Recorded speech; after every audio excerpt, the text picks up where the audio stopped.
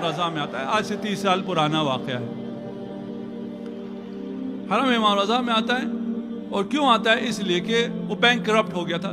Business man تھا، Tehran میں ہوتا تھا، وہ بینک کرپٹ ہو گیا، اس کا سارا کاروبار ختم ہو گیا، اس کے قرضے اس پہ اتنے آ گئے، صبح شام قرض خواہ جو ہیں وہ دروازے پہ، اس پہ کیس، وہ مشکل میں آ گیا. اس نے اپنی بیوی سے کہا کہ کچھ پیسے جوڑو، میں امام کے پاس جاتا ہوں، مشہد جاتا ہوں، وہاں سے میں مدد مانگوں گا، شاید امام کوئی میری مدد کر دیں، ہماری یہ مشکل شاید آسان ہو جائے.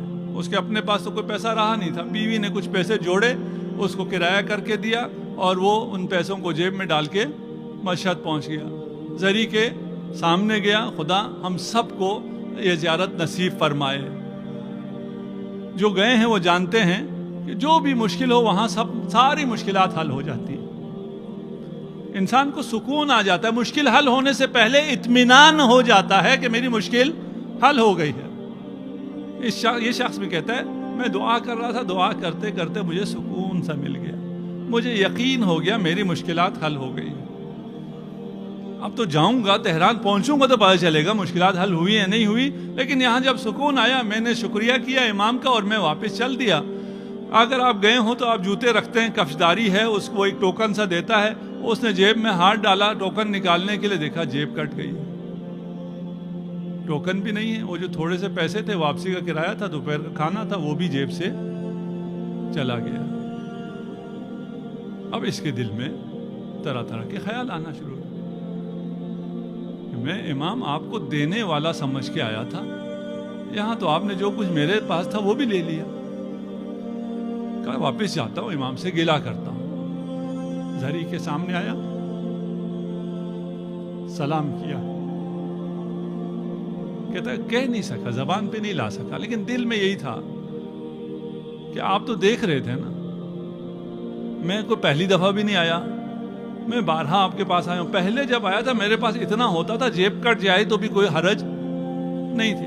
اب تو میرے پاس کچھ بھی نہیں ہے، میں یہی سارا تھا، اب میں کس سے مانگوں، میں کیا کروں؟ آپ اگر دیکھ رہے تھے تو آپ نے میرے ساتھ یہ کیوں کیا؟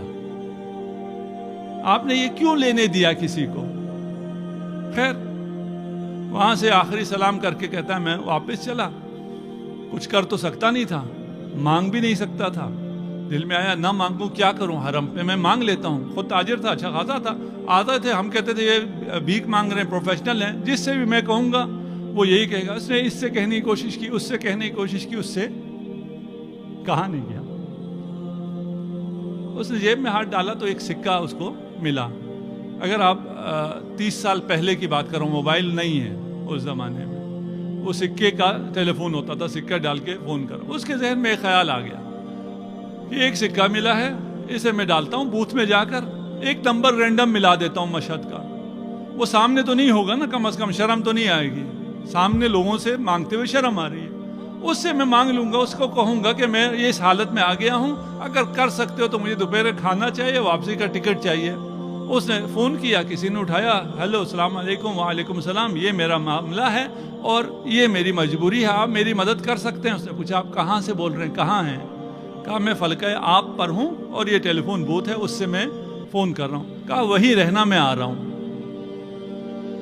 یہ خوش ہو گیا، چلیں پہلی ہی کال پہ ایک سے زیادہ تو کال کر نہیں سکتا تھا، ایک ہی چانس تھا، ایک ہی سکہ تھا.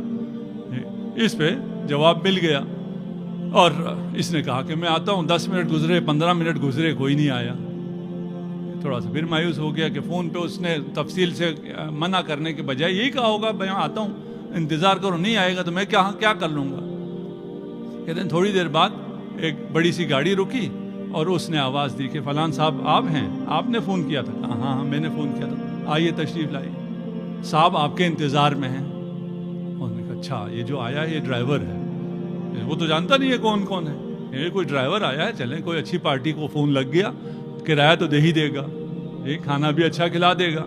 اس نے گاڑی میں بٹھایا اور بہت بڑے سے بنگلے میں لے جا کے اس نے گاڑی پر پارک کی اور وہ صاحب جو ہے مالک مکان وہ تیار انتظار میں ٹہل رہا ہے. آتے ساتھ اسے گلے لگایا، اس کا بڑا استقبال کیا.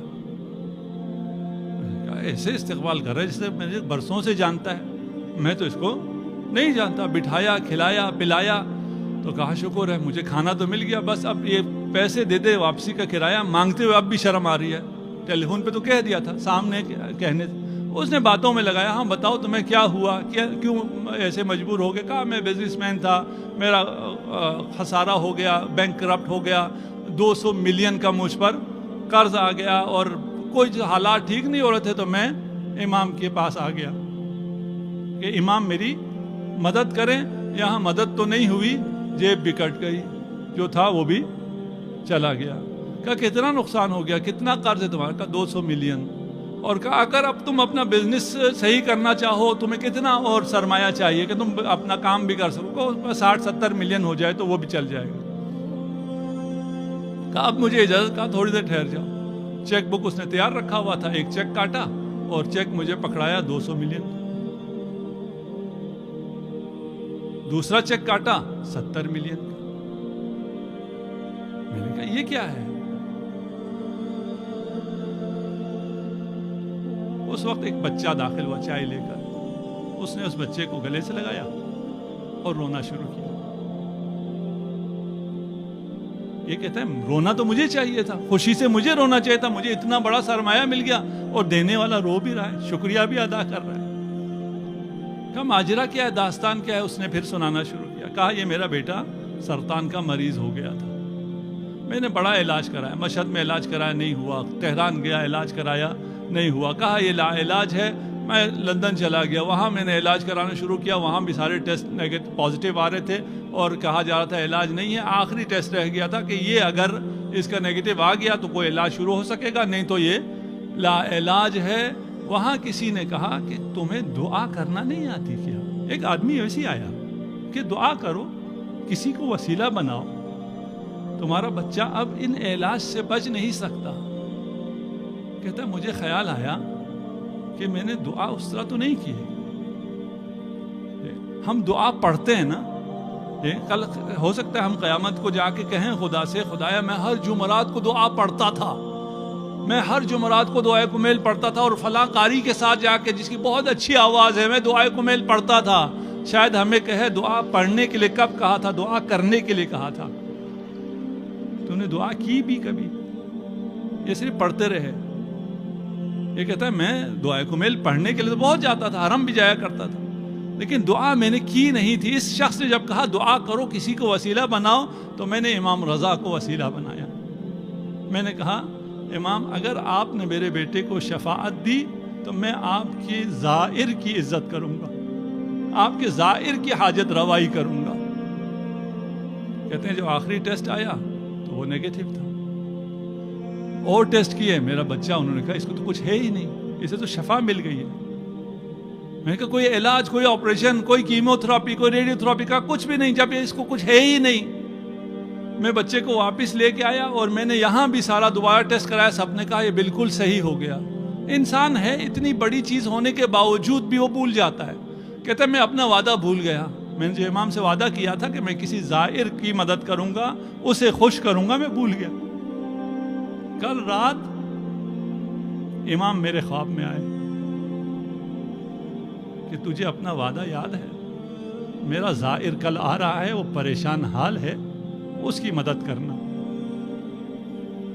میں پریشان تھا کہ میں اس زائر کو کہاں سے ڈھونڈوں, مجھے کیا پتا وہ کون سا زائر ہے جو پریشان حال ہے, اس کی پریشانی کو میں نے برطرف کرنا ہے. اتنے میں تمہارا فون آ جاتا ہے. ہمیں سمجھ میں نہیں آتا کہ ہم سے کبھی کبھار جو لیا جاتا ہے وہ دینے کے لیے لیا جاتا ہے. وہ جس پیسے پہ تمہیں اعتماد تھا, جس پہ تم بھروسہ کر رہے تھے, وہ تم سے لیا جاتا ہے تاکہ جو حقیقی بھروسہ ہے اس کی طرف متوجہ ہو جاؤ. یہ دینے والے مقام پر ہیں, یہ لینے والے نہیں ہیں. ان کی سیاست بالکل مختلف سیاست ہے, ان کی زندگی, ان کی حکومت بالکل مختلف حکومت ہے. وہ علی ابن ابی طالب جو کہتے ہیں شاید کوئی ایک ایسا فرد ہو جو مجھ سے کمتر ہو میری حکومت میں, اور وہ خود حکمران ہے 50 سے زیادہ ملکوں کا آج کل کے حساب سے. یہ عطا امیر المومنین ہے.